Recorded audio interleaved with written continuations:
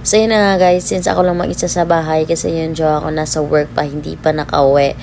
And napagtanto kong hindi pa pala ako kumakain at nagugutom na pala ako. So yan, konting kamot lang ng ulo. Habang pinag-iisipan ko kung anong kakainin ko at may lumapit sa aking biglang isang napaka-cute na doggy. Hi Cloudy!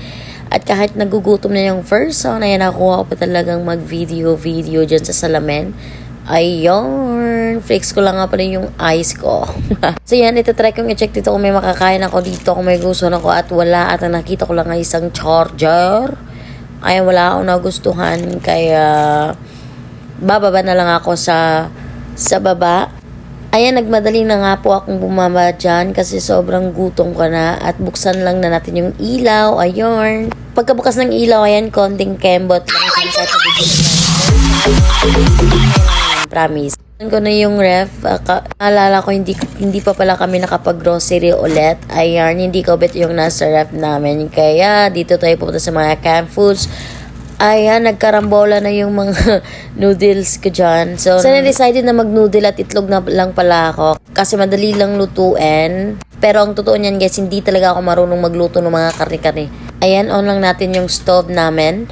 Dali na! So, ang style ko pala sa pagluluto niyan guys is paghahaluin ko lang yan. Ayan, nilagay ko na yan sa kahay yung noodle. Sadyang ganyan lang talaga ako magluto ng noodle kahit hindi pa kumukulo yung tubig, nilalagay ko na. Ayan, kukuha na ako ng plato kasi sobrang nagugutom na talaga ako that time. Kaya bilis-bilisan ng kilos back kasi nagugutom na ang first son. Halos hindi pa boss yung kanin namin guys since ako nga lang mag-isa sa bahay niyan that time.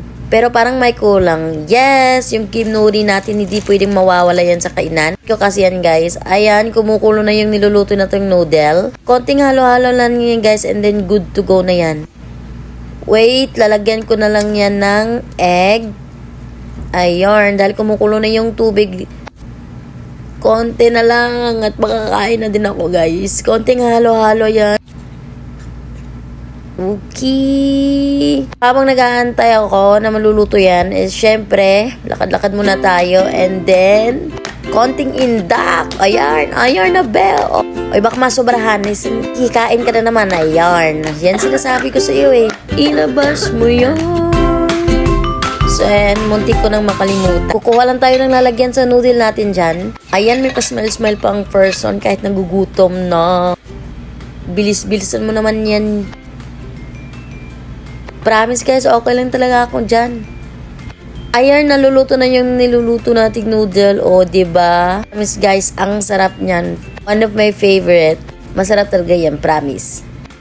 So, ayan. Tapos na akong magluto. Nakalimutan ko. Ako pala yung tipong tao guys na kahit umiinom na mainit na sabaw is hindi pa din mawawala yung kape. Kape is life. Kape is the best guys. Kahit sobrang init pa ng sabaw na iniinom ko, iinom pa din talaga ako ng kape. Ayan na dito, eat na din yung first one sa wakas. Siyempre, iinom muna ng tubig bago kumain. Ganyan talaga ako guys, umiinom ako ng tubig bago ako kumakain. So, ayun, let's eat everyone.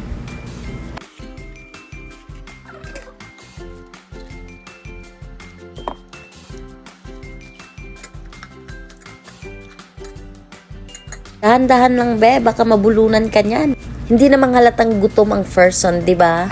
Promise guys, masarap talaga yung noodle at saka itlog na hinahalo nyo. Kasi for me, masarap talaga yan.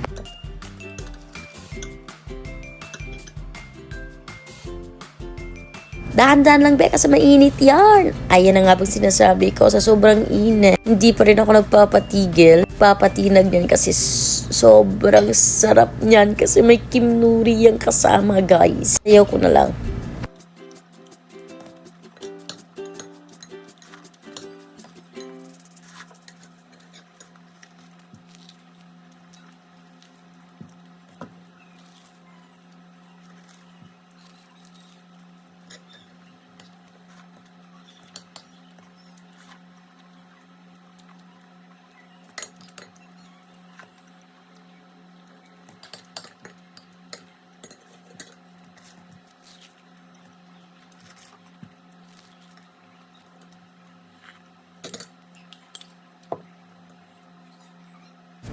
Wait lang, subukan kita. Kasi alam kong nagugutom ka na din.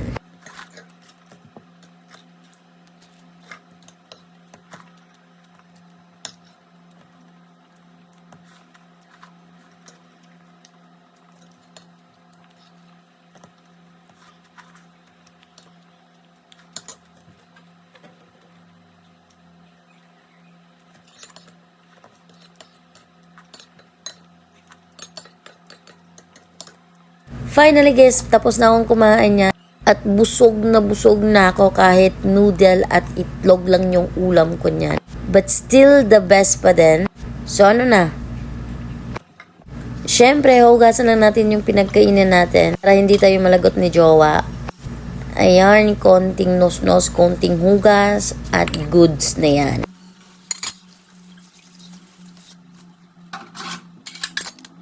At sa wakas guys, tapos na din akong manghugas. So I decided na sa taas ko na lang iinumin yung kape ko. And I think that's all for today's video. And I hope you like this video. And I'll see you guys on my next video. Bye!